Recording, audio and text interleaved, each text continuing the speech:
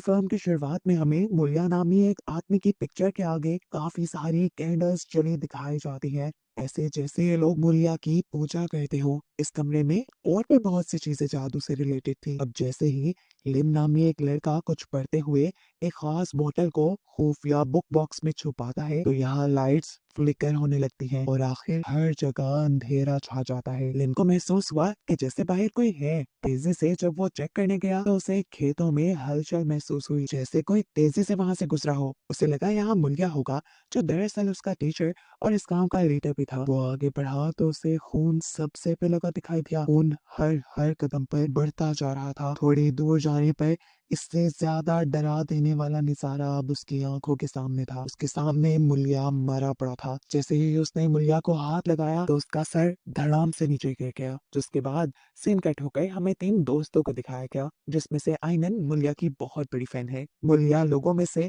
Evil energies को निकालने के लिए मशहूर है। आइनन बिल्कुल मुलिया जैसा बनना चाहती थी और अपनी दोस्त रिन के साथ यही प्रैक्टिस कर रही थी। आइनन अपनी दोस्त का सर पकड़ के जोर से हिला रही थी और उसके दोस्त पे ऊट पटांग की एक्टिंग कर रही थी। जबकि यहाँ पे इनका तीसरा दोस्त बागुस उनसे कहता है, जो तुम कर रहे हो ऐसे इविल एनर्जीज नहीं निकलती। अगर इविल एनर्जीज को तुमने अपने से दूर ही रखना है तो तुम प्रेयर्स करो। ये लोग बागुस की बात पे ज्यादा ध्यान नहीं देते। शाम हो रही थी। ये दोनों लड़कियां अपने हॉस्टल वापस आ जाती हैं। ये हॉस्टल एक इस्लामिक स्कूल था। उसने यहाँ पे जब टीवी प्ले किया तब भी उसके ऊपर एक मुलिया का ही शो दिखाया जा रहा था। लोग मुलिया को अब गॉड का मैसेंजर भी मानने लगे थे और उनको लगता था कि मुलिया की पावर्स सोसाइटी के लिए बहुत ज्यादा हेल्पफुल है। इस शो में दिखाया जाता है कि कैसे मुलिया ने एक बच्चे के पाँव को ठीक कर दिया। ये देखकर आइनन उससे और भी ज्यादा इम्प्रेस हो गई और बिल्कुल वैसे ही एक्ट करने लगी जैसे मुलिया एक्ट कर रहा था। इतनी देर में यहाँ पर आइनन के टीचर आ जाते हैं। वो आइनन से नमाज पढ़ने को यानी प्रेयर करने को कहते हैं। साथ ही उसे वो मुलिया को ज्यादा ना फॉलो करने को भी कहते हैं, क्योंकि टीचर का मानना था कि अगर कोई आदमी बीमार है तो वो डॉक्टर के पास जाए। मुलिया जैसे इंसानों के पास ये लोग क्यों जाते हैं? आइनन अपने टीचर की बात नहीं समझती और उनसे कहती है कि वो कुछ देर बाद नमाज पढ़ने की अभी वो टीवी देख रही है। सीन कट होकर हम फाइनली मुलिया को देखते हैं, जिसके ठिकाने या समझ लें ऑफिस के बाहर एक आदमी अपनी बेटी को लिए बैठा था। वो काफी परेशान नजर आ रहे थे, लेकिन उस आदमी ने अपनी बेटी को कहा, परेशान नहीं हो, अभी हम बहुत ज्यादा अमीर हो जाएंगे। ये कहते ही वो मुलिया के पास चला गया। मुलिया पहले से ही जानता था कि वो क्या चाहता है, इसलिए उसने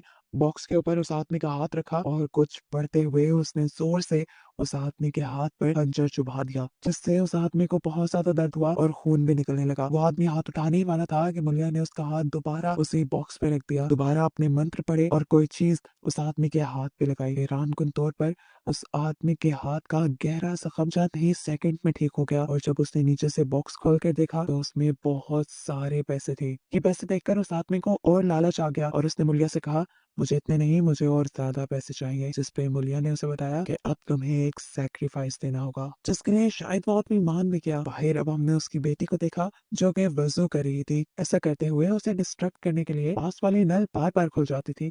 उसने कई मरतबा उसे बंद किया और फिर ये सब कुछ छोड़ छाड़ कर वो प्रेयर करने लगी। इस दौरान हमने इसके पीछे एक शैतान को भी देखा, जो अचानक से उसके बहुत करीब आ गया और सीन यहीं से कट हो गया। अब रात के सीन में हम आइनन और रेन को देखते हैं, जो मार्केट से वापस आ रही थी। क्या अचानक रेन को याद आया कि वो तो कुछ लेना भूल गई है। आइनन को यहीं छोड़कर वो भागते हुए बाजार से कुछ लेने गई और तभी यहाँ पर आइनन को एक वियन दिखाई देने लगा। ये मुलिया का वियन था। वो डार्कनेस में खड़ा था और उसने आइनन से कहा कि तुम जल्द ही मेरी जैसी बन जाओगी। ये कहते ही उसने अपने हाथ में पकड़े हुए चाकू से अपना गला काट दिया और उसके धड़ से खून निकलने लगा। आइनन बुरी तरह डर गई और वही नीचे गिर गई। रिन जब यहाँ आई तो यहाँ ऐसा कुछ भी नहीं था। वहां से लेकर दोबारा हॉस्टल चली जाती है और हॉस्टल आने पर उन्हें पता चलता है कि मुलिया सच में मर गया था। तो क्या आइनन को जो वियन दिखाई दिया था वो सच था? यहाँ पर आइनन को हिला देने के लिए एक और सच उसे पता चलता है कि वो असल में मुलिया की ही बेटी है और वह जिसे वो हमेशा से अपना बाप समझती आई थी, उसे तो सिर्फ आइनन की मॉम ने आइनन को सौंपा था ताकि यहाँ रहकर आइनन की तरबियत अच्छे से हो सके। वो आइनन को ये भी बताता है कि उसकी असली मॉम नहीं चाहती थी कि वो कभी भी मुलिया से मिले, लेकिन ये सब सुनने के बाद उसका उवा से ना सिर्फ एतबार उठ जाता है बल्कि उसे अब उवा से नफरत होने लगी थी और उसने फैसला कर लिया था कि वो मुलिया के फ्यूनरल पर जरूर जाएगी। उवा उसके फैसले पे दखल नहीं देता और उसको उसकी मॉम की दी हुई चीजें देकर यहाँ से चला जाता है। आइनन उन चीजों को देखते हुए अपने पास्ट को याद करके बहुत ज्यादा उदास हो गई और उसने सुबह होते ही भागोस और रिन के साथ मुलिया के फ्यूनरल पर जाने का फैसला किया। सभी हैरान थे कि इतने साल तक कोई एक बाप अपनी बेटी से कैसे दूर रह सकता है। तब आइनो ने इन दोनों से कहा, शायद ओवा ने झूठ बोला हो कि मैं उससे मिलना नहीं चाहती, और मुझे तो आज तक यही पता था कि मेरे कोई डैड है ही नहीं, मेरे पेरेंट्स मर चुके हैं। खैर, मुलिया के शहर जाते हुए रास्ते में आइनन को एक शैतान खड़ा दिखाई देता है जिसने आइनन का नाम भी लिया था। ये देखकर वो बुरी तरह घबरा गई, लेकिन फिर उसे ये उसका वहम लगने लगा, क्योंकि रिन और बागोस ने वहां पर ना तो किसी को देखा था और ना ही उसका नाम सुना था। खैर, ये लोग अब यहाँ पर पहुंच जाते हैं। सभी लोग मुलिया के मरने पे बहुत ज्यादा उदास थे। आइनन को देखकर लिन, यानी वो लड़का जिसे हमने मूवी के शुरू में देखा था, वो उसके सामने आता है। शायद वो उसे पहचान चुका था। लिन आइनन से कहता है, अगर तुम चाहो तो मुलिया को देख सकते हो और मुलिया को नहला भी सकते हो। ये सुनकर लिन को थोड़ा अजीब लगा कि औरतें तो मर्दों को नहीं नहलाती। तब बागोस ने उसे ये कह दिया, शायद वो इस गाँव का ट्रेडिशनल होगा। आइनन यहाँ मुलिया के पास जाती है तो देखती है कि मुलिया का गला बिल्कुल उसी तरह से कटा हुआ था जैसा कटा हुआ उसने देखा था। अब उसके गले के ऊपर स्टिचेस लगाए गए थे। खैर, आइनन उसे नहलाती है और बाहर निकल आती है। मुलिया के मरने पर बाकी सब लोग इतना दुखी थे कि फूट फूट के रो रहे थे। अब मुलिया को दफनाने की बारी आ जाती है। हमें दिखाया जाता है कि मुलिया का चेहरा काला पड़ चुका है और उसको दफनाने से पहले भी मुस्लिम्स वाली प्रेयर्स नहीं पढ़ी जा रही, बल्कि लिन यहाँ पर कुछ अजीबोगरीब प्रेयर्स पढ़ रहा था। आइनन, रिन और बागुस कुछ नहीं जानते थे। सारे रिचुअल्स करने के बाद ये लोग अब घर आ चुके थे, जहाँ पर लिन आइनन को कहता है कि आओ, तुम्हारे लिए मुलिया ने कुछ छोड़ा है, मैं तुम्हें वो दिखा दूं। जब रिन और बागुस उसके साथ जाने लगे तो लिन ने इन दोनों को रोक दिया। यहाँ पर एजिन नाम की एक लड़की भी आई जो कि प्रेग्नेंट थी। आइनन को पता चला कि वो उसकी तीसरी मॉम है। उसे देखकर आइनन ने रिक्वेस्ट की कि प्लीज आज के दिन मेरे दोस्तों को यहीं रुकने की इजाजत दे दें। वो औरत कुछ नहीं कहती। उसके जाने के बाद बागुस और रिन बात करने लगते हैं कि शायद आइनन को मुलिया की पावर्स मिलने वाली है, लेकिन ये सुनते ही वो औरत गुस्सा हो जाती है और इन दोनों को धमकी देती है कि जितना जल्दी हो सके वो दोनों यहाँ से चले जाएं और आइनन को भी ले जाएं। उसकी बातें इन दोनों की समझ नहीं आ रही थी। क्या अब हम लिन और आइनन को देखते हैं। आइनन लिन से सवाल कर रही थी कि आखिर मेरे डैड कैसे इंसान थे और मेरे डैड को किसने इतने बुरे तरीके से मारा। ये सारी बातें बताने से पहले ही लिन वहां से चला जाता है और आइनन को इस टाइम पर्दे के पीछे कोई इंसानी शेडो दिखाई देता है। आइनन ने पर्दा हटाकर देखा तो वहाँ कुछ नहीं था। आइनन जब वापस आने लगी तो दोबारा वो इंसानी साया उसके बहुत करीब आ गया। उसने आइनन का नाम पुकारा। आइनन खड़ी हो गई और एकदम से जब उसने पीछे मुड़ के देखा तो उस शैतान ने आइनन के ऊपर हमला कर दिया। ये वही शैतान था जो रास्ते में भी आइनन को दिखा था। यहाँ हम देखते हैं कि लिन इतने में ही आइनन के लिए एक किताब ले आया था। उस टाइम तक आइनन ने अपने आप को काफी हद तक संभाल लिया था। लिन आइनन को कहता है कि अगर तुम जानना चाहते हो कि तुम्हारे डैड एक कैसे इंसान थे तो तुम उसके रास्ते पे चलो, और यही मुलिया भी चाहता था। ये कहकर वो एक किताब देकर उसे चला गया। इस सब के बाद लिन उसे कहकर जाता है कि रात में मैं तुम्हें मुलिया की एक खास जगह पर लेकर जाऊंगा जहाँ तुम्हें अकेले जाना होगा, और शायद वहां जाकर तुम समझ जाओ कि तुम्हारे डैड एक कैसे इंसान थे। सुबह होने पर हमने देखा कि बागोस एक पास की मस्जिद में गया। हैरानकुन बात थी, ये मस्जिद बिल्कुल वीरान और गंदी थी। शायद काफी अरसे से किसी ने इसे इस्तेमाल नहीं किया। वो यहाँ पर आजान देने लगा, लेकिन ये सुनते ही जल्दी से लिन वहां आ गया और लिन ने उसे ऐसा करने से मना किया और कहा कि अगर तुम प्रेयर करना चाहते हो तो अकेले ही कर लो, हमारे गाँव का ट्रेडिशन है, यहाँ पे प्रेयर्स नहीं की जाती। ये सुनकर बागुस को अजीब तो लगा, लेकिन वो अब अकेला ही नमाज पढ़ने लगा। जब वो ऐसा कर रहा था तो उसे फील हुआ कि जैसे कोई उसके साथ साथ प्रेयर कर रहा है। जैसे ही वो सजदे में गया यानी झुका तो उसे मुलिया का कटा हुआ सर बिल्कुल उसके पास नजर आया। वो डर गया, लेकिन उसने अपनी प्रेयर नहीं तोड़ी। प्रेयर कंप्लीट करने के बाद जैसे ही उसने देखा तो उसके पास कोई भी नहीं था, और सबसे अजीब बात कि प्रे मैट उसने जिस तरफ बिछाया था वो अब उल्टा हो चुका था। वो उल्टी जगह पे प्रेयर कर रहा था। ये देखकर वो बहुत ज्यादा घबरा गया और उसने रिन और आइनन को आकर ये सारी बात बताई कि ये जगह बहुत अजीब है, यहाँ पे तो कोई प्रेयर नहीं करता। यहाँ तक कि सालों से यहाँ के लोगों ने प्रेयर सुनी ही नहीं। रिन भी हैरान थे कि अगर यहाँ के लोग इबादत नहीं करते थे तो यहाँ पर मस्जिद बनाई क्यों गई थी। फिर उसे याद आया कि जहाँ पर इवल एनर्जीज का कब्जा हो जाए वहाँ पे लोग प्रेयर्स नहीं करते। खैर, अगले सीन में हमें दिखाया गया कि आइनन और रिन एक साथ बैठे हुए थे। रिन अपने नेल्स काट रही थी, तभी अचानक उसका अंगूठा भी कट गया। ये देखकर वो फौरन आइनन के पास आई और आइनन ने बड़े ही अजीब मुलिया वाले तरीके से उससे कहा कि तुम्हें मुझ पर यकीन रखना होगा। रिन उसे देखकर परेशान हो जाती है। पीछे से अब हम बागुस को देखते हैं जो आइनन के कमरे के पास था। इतने में ही पीछे से यहाँ पर आइनन आ जाती है और उससे रिन के बारे में पूछती है। रिन को काफी देर से इन दोनों ने नहीं देखा था। ये लोग जब कमरे के अंदर गए तो रिन अंदर बैठी थी और अचानक रिन के सामने बैठी हुई आइनन वहां से गायब हो गई। इसका साफ मतलब था कि असली आइनन अगर उसके पीछे थी तो जो इतनी देर से रिन से बात कर रही थी वो असल में कोई शैतान था। रिन ने इस टाइम अपना रिकॉर्डिंग कैम भी ऑन किया हुआ था। उसने जब अपने कैमरा में देखा तो वाकई में ही वो अकेले बात कर रही थी अपने आप से और वहाँ आइनन नहीं थी। ये सब देखने के बाद तो ये लोग और भी ज्यादा डर जाते हैं और ये लोग फैसला करते हैं कि ये लोग वापस हॉस्टल चले जाएंगे। लेकिन आइनन ने उनसे कहा कि वो अपने डैड के रास्ते पर चलना चाहते हैं। अगर वो दोनों उसे छोड़कर जाना चाहते हैं तो बेशक सुबह को चले जाएं। बागुस इसकी बातें सुनकर हैरान था। वो अब उस किताब को लेना चाहता था जो आइनन के पास थी। वो आखिर देखना चाहता था कि इस किताब में है क्या, लेकिन आइनन उसे वो किताब नहीं देती और गुस्से में वहां से चली जाती है। अब सीन कट होकर हमें मूवी में एक नया कैरेक्टर, एक छोटे बच्चे को दिखाया जाता है जो कि आइनन की तीसरी मॉम के साथ रहता है और ये असल में आइनन की दूसरी मॉम का बेटा है। ये बच्चा रहमत अपनी मॉम से पूछता है कि आखिर आइनन यहाँ क्यों आई है, लेकिन उसके मॉम के पास इस चीज का कोई जवाब नहीं था। रात में हम देखते हैं कि एजेंट जब सोई हुई थी तो उसे अपने बेड की चादर में कोई बैठा दिखाई दिया। उसने टॉर्च ऑन करके देखा कि उसका बेटा रहमत ही था जो उसे उठ के बैठने को कहता है। वो काफी ज्यादा डरा हुआ था। एजेंट ने उससे पूछा क्या हुआ है मेरे बेटे। तब उसने बताया कि मुलिया मुझे घर में चलता हुआ दिखाई देता है। ये सुनकर वो भी डर गई। इन्होंने हल्की सी चादर उठाई और कमरे में देखा, सच में उन्हें मुलिया के पांव चलते हुए नजर आ रहे थे। ये दोनों डर गए। इन्होंने चीख मारी और जैसे ही एजेंट ने अपने बेटे को देखा तो वो एक शैतान में बदल गया और उसने एजेंट को बुरी तरह डरा दिया और तभी उसकी आंख खुल गई और उसे पता चला कि उसे सपने में डराया गया था। यह रात में लेना आयन उनके लिए मुलिया की खुफिया जगह पर आ जाता है जहाँ आकर उसने कहा कि तुम मुलिया की बेटी हो और तुम्हारे ऊपर अब बहुत बड़ी जिम्मेदारी है। ये कहते ही उसने एक चाकू गरम किया और उसके हाथ और पाँव में स्टैब कर दिया। आयन उन दर्द से तड़प गई और उसे अपने छोटे भाई यानी रहमत के भी आने लगे। वो जब इन सारे ख्वाबों में खोई हुई थी तो हमें एक क्रीपी सीन ये देखने को मिला कि शैतान उसके पांव और हाथों से निकला हुआ खून चाट रहा था। सीन कट होकर हमें दिखाया जाता है कि रहमत के कमरे का रेडियो अचानक से बज उठा और उसमें से मुलिया बोलने लगा। रहमत डर गया और उसने जल्दी से खड़े होकर उस रेडियो को बंद कर दिया। तभी उसने देखा कि घर के बाहर भी कुछ हलचल हो रही थी। बाहर आयनन थी जिसके पीछे रिन लैंप लेकर चल रहा था और वो यहाँ रहमत को अजीब सी स्माइल देती है और देखने को मिलता है कि अब आयनन के पीछे गांव के लोग बिल्कुल उसी तरह चल रहे थे जैसे वो लोग मुलिया के पीछे चला करते थे। यहाँ से डरा सहमा रहमत बागुस के पास जाता है और उसे वार्न करता है कि जल्द ही आयनन के ऊपर शैतान का कब्जा होने वाला है।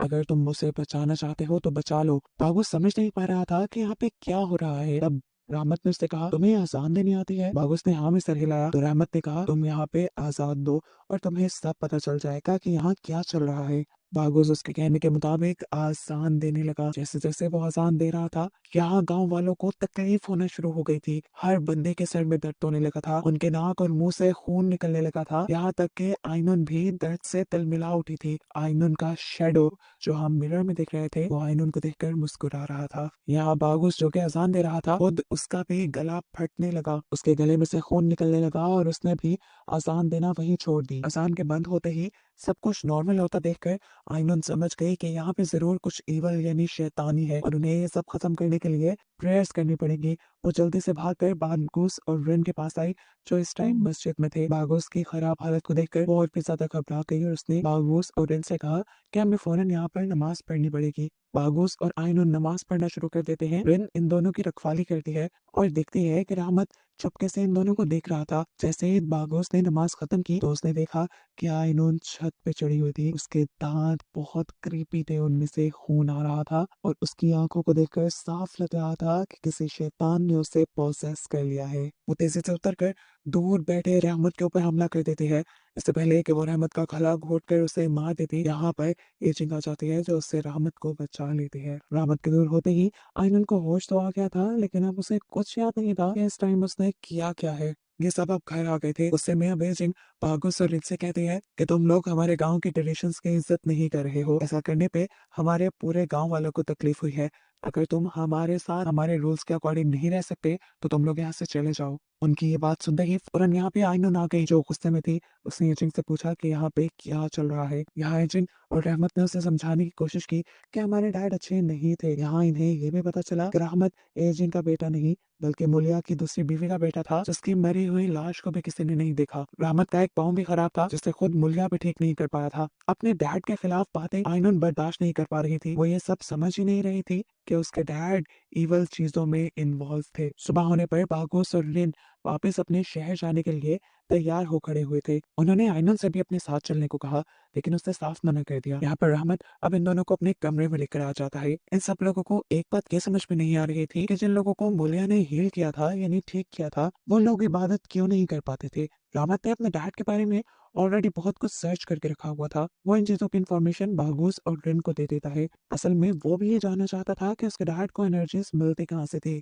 वो इन दोनों को ये भी बताता है कि जब से मूलिया को पावर मिली थी, सब लोग अपना काम छोड़कर मूलिया पे ही डिपेंड हो गए थे। यहाँ तक कि वो पैसे भी लेने के लिए मूलिया के पास ही आते थे। रामत को और भी बहुत कुछ पता था। वो इन दोनों को बेसमेंट के खुफिया कमरे में लेकर जाता है, जो हमने मूवी के स्टार्ट में देखा था। यहाँ पे किताबों की छानबीन करने पर उन्हें एक किताब के अंदर से चाबी मिलती है, जो चाबी असल में इसी बेसमेंट के अंदर बनी एक खुफिया दरवाजे की थी। रामत ये दरवाजा खोल के इन्हें दे देता है और इससे आगे उनके साथ नहीं जाता, क्योंकि वो सीढ़ियां उतर चढ़ नहीं सकता था। यहाँ आकर रिन सब कुछ रिकॉर्ड करने लग जाती है, जबकि बागुस आगे था। वो जैसे ही बागुस के पीछे गई तो वहाँ एक जगह पर मुलिया की तस्वीर लगी थी। जहाँ मुलिया के हाथ में उसने एक तस्वीर भी देखी। वो जब यहाँ से जाने लगी तो अचानक उसी तस्वीर के दाने टूटकर उसके पाँव में लटखड़ाने लगे। ये सब चीजें भी वो कैमरा में रिकॉर्ड करने लगी। उसने जैसे ही अपना कैमरा तस्वीर की तरफ उठाया तो देखा उसके साथ कोई सफेद रंग के कपड़े में बैठा था, जिसने एकदम से ही रिन के ऊपर हमला कर दिया और उसकी चीख सुनकर बागुस फौरन यहाँ पे आ गया। वो रिन को अपने साथ ले गया और आगे जाने पे इन्हें एक और दरवाजा मिला। इस दरवाजे की चाबी नहीं थी इनके पास। रिन अपने बालों की पिन उतार के देती है, जिससे बागुस इसका दरवाजा खोल लेता है। इससे पहले कि ये लोग अंदर जाते,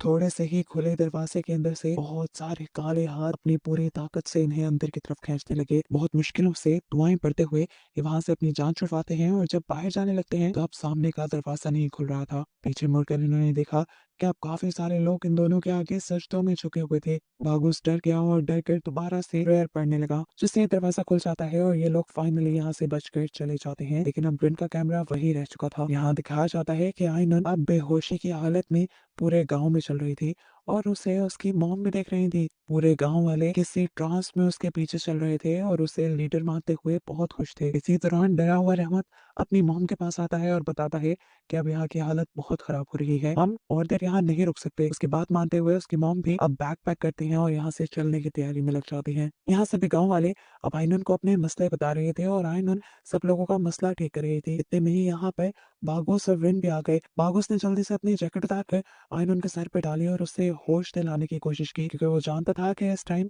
आयनन के अंदर एक शैतान है। लेकिन आयनन बागुस को अपने से दूर कर देती है। रिन और बागुस को समझ नहीं आ रहा था कि वो लोग आयनन को ठीक कैसे करें। वो लोग मदद मांगने के लिए जब रहमत और उसके मोम के पास गए तो देखा वो लोग पहले से ही जा चुके थे। जबकि दूसरी तरफ हम देखते हैं कि आयनन अब पूरी तरह पोसेस हो चुकी थी। उसकी आंखें लाल थी और वो किसी शैतान की तरह बिहेव कर रही थी। इस टाइम अब शैतान उसे वियन दिखाता है, उसकी डैड की लाइफ के। वियन में देखने को मिला कि मुलिया काला जादू करता था और उसकी सारी एनर्जीज शैतानों की दी हुई थी। और जैसे ही एक दिन ये बात एजेंट को पता चली तो वो बहुत ज्यादा गुस्से में आ गई। ये सारी चीजें देखकर उसने मुलिया के साथ रहने से इनकार कर दिया, क्योंकि वो जानती थी कि मुलिया के बच्चे की मां बनने के बाद वो एक सैक्रिफाइस बन के रह जाएगी, उसकी मौत हो जाएगी और उसका बच्चा एक कर्स यानी एक श्राप बन जाएगा। वो किसी भी हाल में नॉर्मल पैदा नहीं होगा। यही वजह है कि मुलिया की कोई भी वाइफ आज तक जिंदा नहीं बची। अब जैसे ही मुलिया को यह एहसास हुआ कि उसकी वाइफ उसके लिए खतरा बन रही है तो वो उसे मारने के लिए उसके करीब आ गया। इससे पहले कि वो गला घोट कर उसको मार देता, पीछे से रहमत यहाँ आ गया और उसने चाकू उठाते हुए मुलिया का सर धड़ से अलग कर दिया, उसका मर्डर कर दिया। और इसी मर्डर को छुपाने के लिए उन दोनों ने असल में मुलिया की लाश को जंगलों में रख दिया था। यहाँ मुलिया के कमरे में अब सभी लोग मुलिया की तरह आइनुन के सामने झुके हुए थे। अपना वियन पूरा होते ही आइनुन फौरन ही जंगलों की तरफ भागती है, क्योंकि वो जान गई थी कि रहमत और उसकी मॉम भाग रही हैं। वो रहमत से अपने डैड की मौत का बदला लेना चाहती थी। जैसे ही उसने आकर रहमत पर हमला किया, उसकी मॉम ने पीछे से अपने बेटे को बचाने की कोशिश की। उसने आइनुन के पाँव पकड़ लिए और एक नोकीली चीज उसके पाँव में स्टैब करने लगी। उससे में प्रोसेस हुई आइनुन एजिंग के ही पीछे पड़ गई। रहमत वहां से भाग गया, जिससे रास्ते में बागुस मिल गया। बागुस फौरन इन दोनों से मदद मांगता है अपनी मॉम को बचाने के लिए, लेकिन जब ये लोग वापस आए तो वो दोनों यहाँ से गायब थी। ये लोग अब जल्दी से उन दोनों को बचाने के लिए मुलिया के बेसमेंट में जाते हैं। वो जानते थे यहाँ पर इस जादू के तोड़ का कोई तरीका होगा। इन्हें यहाँ पे से पता चला कि जिस इंसान के ऊपर शैतान कब्जा कर लेता है उसे उसका सगा खून ही मार पाता है। इसीलिए तो कोई और नहीं, सिर्फ रहमत ही अपने डैड को मार पाया था। इसका मतलब था कि अगर यहाँ से इवल पावर्स को खत्म करना था तो रहमत आइनुन को मार दे, लेकिन ये भी तो हो सकता था कि आयनन को मारने के बाद वो सारे इवल पावर्स रामत को अपने कब्जे में कर लें। ये आइडिया उन्हें ठीक नहीं लगता और वो लोग जादू का तोड़ के लिए एक नया आइडिया सोचने लगते हैं और इनको दूसरा रास्ता मिल भी जाता है, जो था यहाँ पर मिलकर प्रेयर्स पढ़ने का। ये लोग गांव वालों को प्रेयर्स पढ़ने के लिए मनाते कैसे, ये भी एक चैलेंज था। अभी वो ये सब सोच रहे थे कि बाहर पोसेस हुई आयनन घायल हालत में एजेंट को ले आई और उसने रामत को आवाज लगाई कि अगर वो बाहर ना आया तो वो उसकी मॉम को मार देगी। सभी गांव वाले भी भड़के हुए थे क्योंकि आयनन भड़की हुई थी। बाहर आते ही यहाँ पर रामत चिल्लाने लग जाता है और चिल्ला चिल्ला कर सभी लोगों को अपने डैड की सच्चाई बताता है कि वो कोई अच्छा इंसान नहीं था, वो एक शैतान था। उसने अपनी ख्वाहिशें पूरी करने के लिए अपनी सोल शैतान को बेच दी और शैतान की ताकतों से वो तुम लोगों को ठीक करता था। वो खुद भी एक हैवान था जिसने अपनी सारी बीवियों को सेक्रीफाइस के लिए मार दिया और अपने बच्चों को बस एक कर्स, एक श्राप बना कर रख दिया। देखो मेरी हालत, मैं चल नहीं सकता। कभी सोचा है तुमने, मुलिया सबको ठीक करता था लेकिन वो कभी मुझे नहीं ठीक कर पाया। उसकी बातें सुनकर आयनन को बहुत ज्यादा गुस्सा आ जाता है और वो राहमत को मारने के लिए आगे बढ़ती है, लेकिन इस मर्तबा दोबारा एजेंट अपने बेटे को बचाने के लिए उसके पांव पकड़ लेती है। आयनन के अंदर मौजूद शैतान का गुस्सा डबल से भी ज्यादा हो जाता है और वो यहाँ पड़े एक पत्थर को उठाकर जोर जोर से एजेंट के सर पे मार के उसे खत्म कर देता है। ये सारा वाकया देखने के बाद सभी गांव वाले समझ गए थे कि आयनन कोई इंसान नहीं है बल्कि उसके अंदर शैतान है। ये सब लोग मिलकर आयनन को अब एक दरख्त से बांध देते हैं और इतनी ही देर में यहाँ पर लिन आ जाता है। मालूम होता है कि ये सारा प्लान लिन का था। असल में उसकी बेटी बीमार थी और उसका इलाज करने से पहले ही मुलिया मर गया। वो जानता था कि मुलिया के पावर्स उसकी ब्लड लाइन का ही कोई ले सकता है, इसीलिए उसने जानबूझकर उसकी मौत की खबर फैलाई और आयनन को यहाँ बुलाया और खुद ही रिचुअल्स करके आयनन की बॉडी के ऊपर शैतान का कब्जा करवाया। मुलिया एक शैतान की पूजा करता था, ये बात एजेंट जानती थी, इसीलिए तो वो आयनन और आयनन के दोस्तों को शुरू में यहाँ से जाने को कह रही थी, लेकिन इन लोगों ने एजेंट की बात नहीं मानी। अब जब लिन आयनन की मदद करने के लिए आके बढ़ा तो शैतान ने गुस्से में लिन को ही हवा में उठा दिया और फिर जमीन पे गिराने के बाद उसको एक नेज़े से मार डाला और चिल्ला चिल्ला के आयनन की बॉडी से सबको बताया कि आयनन अब मेरी है, उसकी बॉडी पे अब मेरा कब्जा है। ये देखते हुए पागुस फौरन प्रेयर्स पढ़ने लगा। आयनन के प्रेयर पढ़ते ही यहाँ दूर से अजीबोगरीब ऊंची ऊंची आवाजें आयनन के अलावा पूरे गांव वालों को सुनाई देने लगी। सब लोगों ने अंदर जाकर देखा तो ये कमरा लाशों से भरा था। लाशों को उल्टा भी लटकाया गया था और ये वो सारे सेक्रीफाइसेस थे जो मुलिया ने पावर्स हासिल करने के लिए शैतान को दिए थे। सभी गांव वाले जब उस तरफ गए हुए थे तो रिन को आयनन का ख्याल रखना था, लेकिन एकदम से आयनन गायब हो गई। आयनन वहां से गायब होके एक ही सेकंड में यहाँ लोगों के सामने पहुंच गई और उसके सामने आते ही ये सारी की सारी लाशें उसके सामने सजदे में झुक गई। गांव वाले भी ये अजीब मंजर देखकर डर गए और वो शैतान आयनन की बॉडी में हंसने लगा। उसने बताया कि मुझ पे यकीन रखकर इस पूरे गांव ने गॉड पे से बिलीफ छोड़ दिया था। ये कहने के बाद शैतान सभी को अपने सामने झुका देता है। आयनन भी झुका था लेकिन पूरी तरह नहीं, क्योंकि वो गॉड को मानता था। वो जोर जोर से अब प्रेयर्स पढ़ने लगा और उसके पीछे गांव वालों ने भी प्रेयर्स पढ़ना शुरू कर दी इस शैतान से छुटकारा पाने के लिए। सभी लोगों के मिलकर ऐसा करने की वजह से आयनन जमीन पर गिर गई और उसकी बॉडी में शैतान तड़पने लगा और आखिर वो आयनन की बॉडी को छोड़ देता है। आयनन के छूटने के बाद ये लोग जल्दी से साफ सुथरे कपड़े पहनते हैं और एक साथ मिलकर प्रेयर्स करना शुरू कर देते हैं और अपनी गुनाहों की माफी मांगते हैं। जो करते हुए रिन नोटिस करती है कि उसके हाथ की तस्बीर टूट गई है और तस्बीर के दाने टूटकर आयनन की जगह पे गए हैं। उसने जब वहां पे आयनन को देखा तो आयनन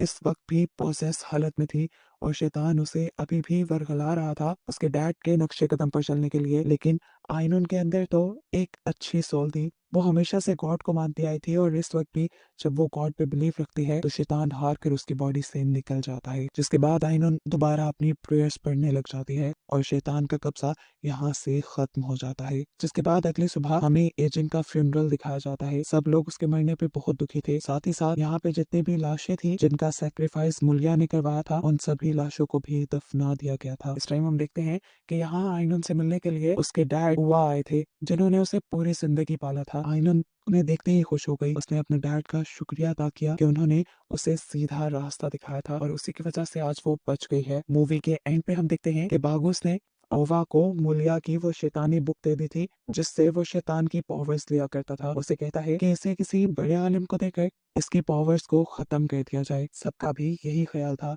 ये सब लोग अब ब्राह्मण के साथ मिलकर यहाँ रहने वाले थे और यहाँ के गांव वालों की मदद करने वाले थे और बस यही दिखाते हुए ये कहानियां खत्म हो जाती है।